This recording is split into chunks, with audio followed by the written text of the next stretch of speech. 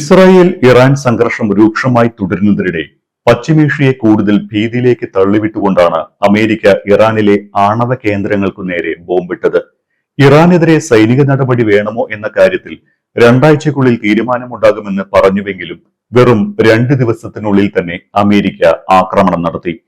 ഇറാനിലെ 3 ആണവ കേന്ദ്രങ്ങളാണ് അമേരിക്ക ആക്രമിച്ചത്. വിദഗ്ധമായ പദ്ധതികളോടെ അതിമാരകമായ മിസൈലുകളും ബോംബുകളും ഉപയോഗിച്ചായിരുന്നു ആക്രമണം. ടൊമഹോക്ക് ക്രൂയിസ് മിസൈലുകളും ബങ്കർ ബസ്റ്റർ ബോംബുകളും അമേരിക്ക ഉപയോഗിച്ചു. ഫോർഡോ, നദാൻസ്, ഇസ്ഫഹാൻ ആണവ കേന്ദ്രങ്ങൾ ആക്രമിച്ച അമേരിക്ക ഇറാന് മുന്നറിയിപ്പ് കൂടി നൽകിയാണ് മടങ്ങിയത്. ഇസ്രായേലും ഇറാനും തമ്മിലുള്ള സംഘർഷത്തിൽ അമേരിക്ക കൂടി ഇടപെട്ടതോടെ യുദ്ധം വ്യാപിക്കുമോ എന്നാണ് ലോകം ഉറ്റുനോക്കുന്നത്. ഇറാനെ ആക്രമിക്കരുത് എന്ന് ചൈനയും റഷ്യയും അമേരിക്കയോട് ആവശ്യപ്പെട്ടിരുന്നു. ഇറാന്റെ ആണവ കേന്ദ്രങ്ങൾ ആക്രമിച്ചാൽ ഗുരുതര പ്രത്യാഘാതമുണ്ടാകുമെന്ന ഇരു രാജ്യങ്ങളുടെയും നിർദ്ദേശം തള്ളിയാണ് അമേരിക്ക ആക്രമണം നടത്തിയിരിക്കുന്നത്.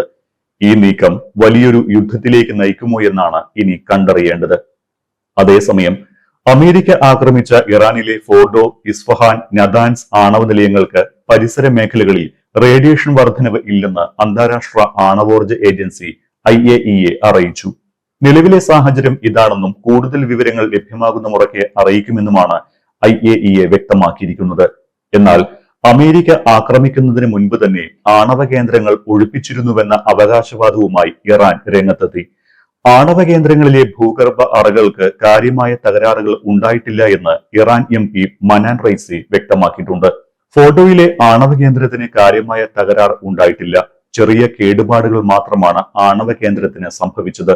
അത് പരിഹരിക്കാൻ പറ്റുന്ന തകരാറുകൾ മാത്രമാണ് എന്നും അദ്ദേഹം വ്യക്തമാക്കി.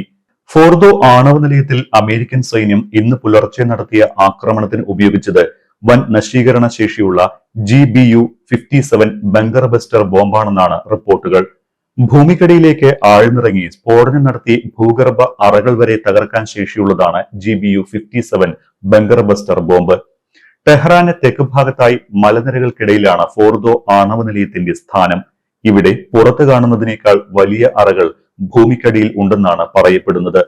ഇറാന്റെ പ്രധാന യുറേനിയം സമ്പുഷ്ടീകരണ കേന്ദ്രം ഫോർദോ ആണെന്നാണ് ഇസ്രയേലും അമേരിക്കയും കണക്കാക്കുന്നത്. ഭൂമിക്കടിയിലെ കേന്ദ്രം തകർക്കാൻ ശേഷിയുള്ള ആയുധങ്ങൾ ഇസ്രയേലിന്റെ പക്കലില്ല. ഇതിന് ശേഷിയുള്ളതാണ് അമേരിക്കയുടെ GBU-57 ബങ്കർ ബസ്റ്റർ ബോംബുകൾ. 13,000 കിലോഗ്രാം ഭാരമുള്ളതാണ് ഈ ബോംബ്. ഭൂപ്രതലത്തിൽ വീണാൽ 18 മുതൽ 61 മീറ്റർ വരെ മണ്ണിനടിയിലേക്ക് ആഴ്ന്നിറങ്ങി സ്ഫോടനം നടത്താനുള്ള ശേഷി ഇതിനുണ്ട്. ഇതോടൊപ്പം ടൊമഹോക്ക് ക്രൂയിസ് മിസൈലുകളും ആക്രമണത്തിന് ഉപയോഗിച്ചു. അമേരിക്കൻ നാവികസേനകൾ ഉപയോഗിക്കുന്ന ലോങ് റേഞ്ച് സബ്സോണിക് ക്രൂയിസ് മിസൈലുകളാണ് ടൊമഹോക്ക് മിസൈലുകൾ. ഉന്നം പിഴയ്ക്കാത്ത ആക്രമണമാണ് ഈ മിസൈലുകളുടെ പ്രത്യേകത.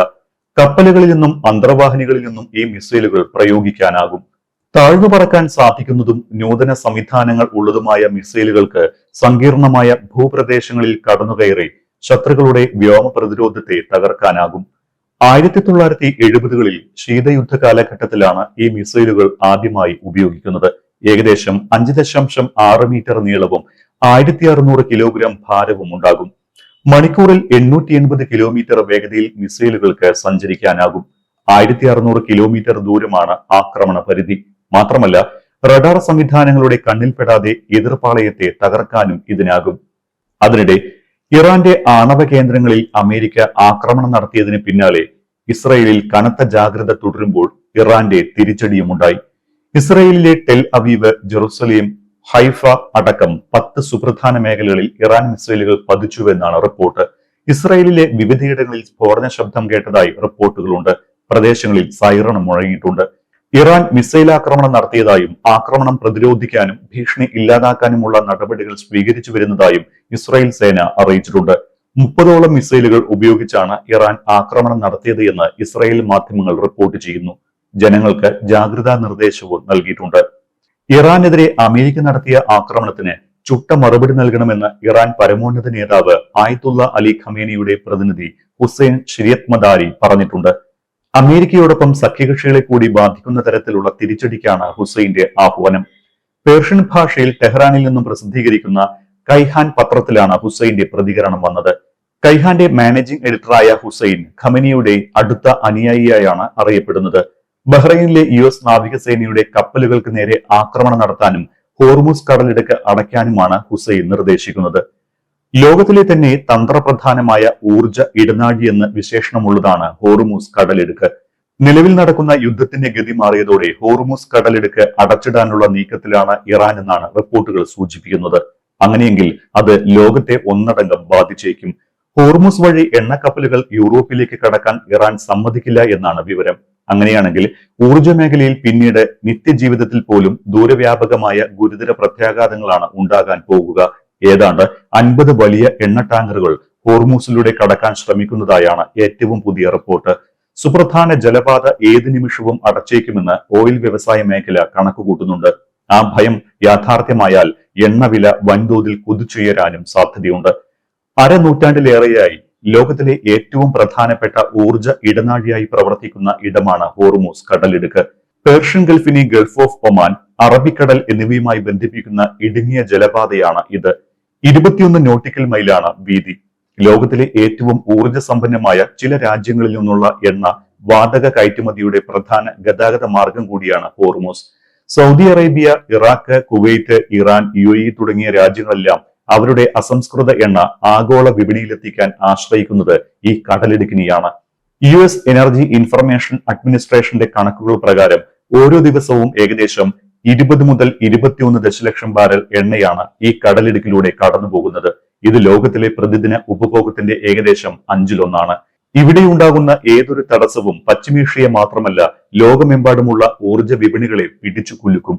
പതിറ്റാണ്ടുകളോളം നീണ്ട രാഷ്ട്രീയ ഭീഷണി, പ്രോക്സി യുദ്ധങ്ങൾ, ഉപരോധങ്ങൾ, ഡ്രോൺ ആക്രമണങ്ങൾ, നാവിക ഏറ്റുമുട്ടലുകൾ എന്നിവയുണ്ടായിട്ടും ആധുനിക ചരിത്രത്തിൽ ഹോർമൂസ് കടലിടുക്ക് ഒരു തവണ പോലും പൂർണ്ണമായും അടച്ചിട്ടിട്ടില്ല. അതുകൊണ്ട് തന്നെ ഹോർമൂസ് അടച്ചിടാനുള്ള ഏതൊരു ശ്രമത്തിന്റെയും ഫലം ദൂരവ്യാപകമായ പ്രത്യാഘാതങ്ങളായിരിക്കുമെന്നാണ് വിദഗ്ധർ സൂചിപ്പിക്കുന്നത്. അതിനിടെ അമേരിക്കയെ ആക്രമിക്കുമെന്ന സൂചനകൾ നൽകി യമനിലെ ഹൂതി വിമതരും രംഗത്തെത്തിയിട്ടുണ്ട്. പ്രത്യാഘാതം നേരിടാൻ ട്രംപ് ഒരുങ്ങണമെന്നാണ് ഹൂതികൾ മുന്നറിയിപ്പ് നൽകിയിരിക്കുന്നത്. ആക്രമണത്തിന് ട്രംപിനെ കൊണ്ട് മറുപടി പറയിക്കുമെന്നാണ് ഹൂതികൾ സമൂഹ മാധ്യമത്തിൽ പോസ്റ്റ് ചെയ്തിരിക്കുന്നത്. ഹൂതികളുടെ വക്താവ് ഹിസാം അൽ അസദ് എക്സിൽ പോസ്റ്റ് ചെയ്ത കുറിപ്പിലാണ് ഇക്കാര്യം വ്യക്തമായി പറഞ്ഞിരിക്കുന്നത്. ഇസ്രായേലിനൊപ്പം ചേർന്ന് ഇറാനെ ആക്രമിച്ചാൽ അമേരിക്കൻ കപ്പലുകൾ ചെങ്കടലിൽ മുക്കുമെന്ന് യമനിലെ ഹൂതി വിമതർ കഴിഞ്ഞ ദിവസം മുന്നറിയിപ്പ് നൽകിയിരുന്നു. അതേസമയം US-ഉമായുള്ള വെടിനിർത്തൽ കരാർ റദ്ദാക്കുന്നതിന്റെ സൂചനയും ഹൂതികൾ നൽകിയിട്ടുണ്ട്.